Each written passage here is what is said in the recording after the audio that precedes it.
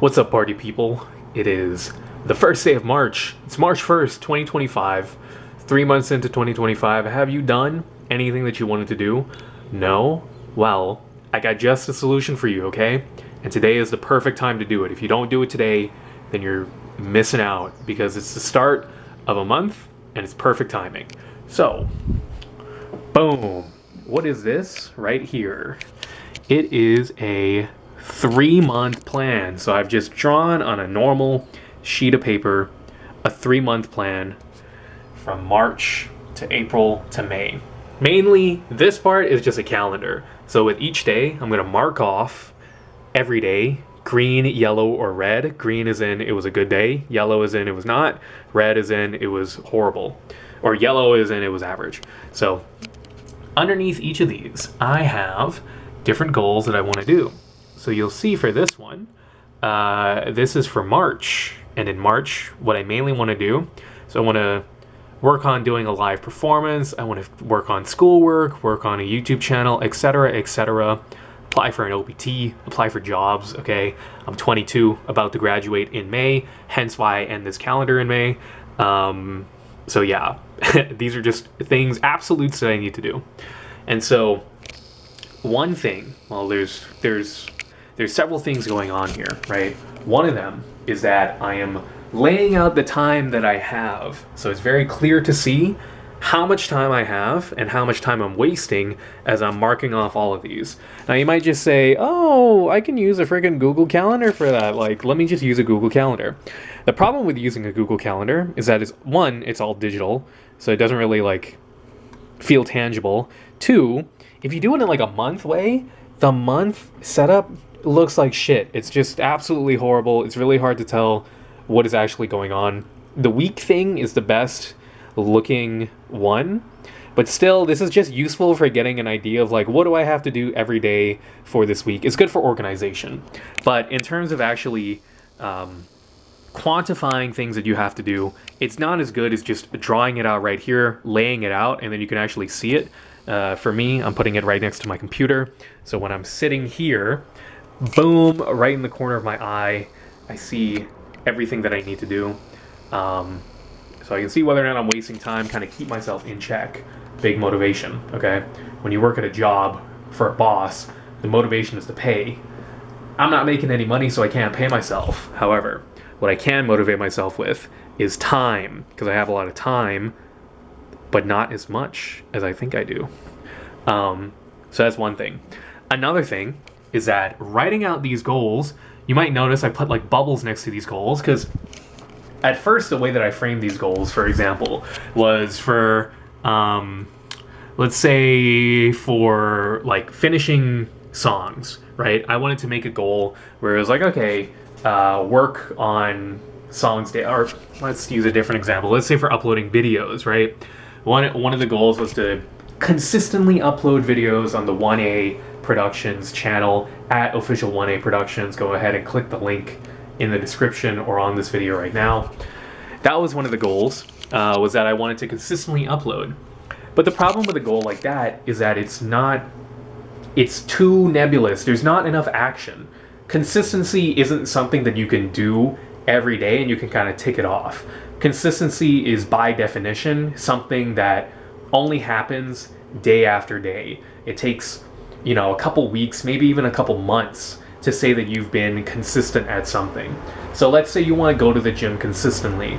If you set a goal like, I want to go to the gym consistently, that's a horrible goal because it's very nebulous, it's undefined, and it's very easy for you to actually fail because there's not something that you can convince yourself to do every day. If you say another goal of like, okay, I want to gym every single day, daily, that's better because it's actionable. It's very clear what you have to do. But the hard part is the consistency of it because it's kind of setting yourself up for failure because that's such a huge investment out of your everyday because it's pretty exhausting physically. How are you going to find the time to do that, etc.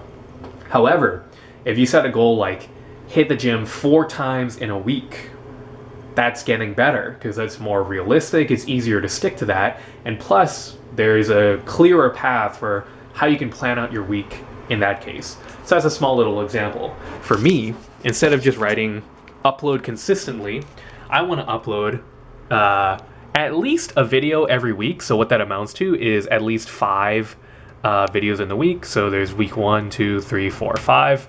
One of these weeks is just only like 3 days, so it doesn't really count that much. But I want to upload more than 5 videos on there. So I put checklist, 1 video for the week from March 2nd to March 8th. And then just keep those tick boxes so that when every week passes by, I have something quantifiable that I can go and check this off, and I can see, have I checked off everything that I wanted to do? So the way that you actually plan your goals, you have to frame them in a way that's easy to take action on them. Because it's very hard to actually stick with something if the goal itself is very nebulous. This is both in order to actually stick with it and give yourself something to do every day, and it also helps with actually understanding what it is that you want to do, right? Like, it's very good and all if I say, like, I want a 6-pack abs, that's one of my goals, but that's like, so what is even the path to doing that? But if you focus it down, okay, I want a 6-pack abs, so I have to gym consistently. Okay, let's focus down a little bit more. I want a 6-pack abs, so I have to gym consistently. What does gymming consistently look like? Well, with my schedule, that means like gymming at least 4 times a week. Boom. Then you have something more consistent, and then it's like, okay, I have this amount of time in my week. I'm gonna gym every Monday, Wednesday, Friday, and Saturday. Boom. 4 times a week gives you something very consistent to go to. And from that point, it's as easy as sticking to the plan, even though that's the hardest part. In some ways, the easiest part is coming up with the plan. The hardest part is sticking with the plan. So once you have something focused and realized, then you just have to worry about sticking to it. And I think this is one of those good ways of actually doing that. You lay out all the time that you have in your week, or I guess in this case, in my 3 months. You can totally do this for 1 month, so you can just make this whole thing, this whole top, just one of the months, and then the bottom, just a bunch of goals that you want to do.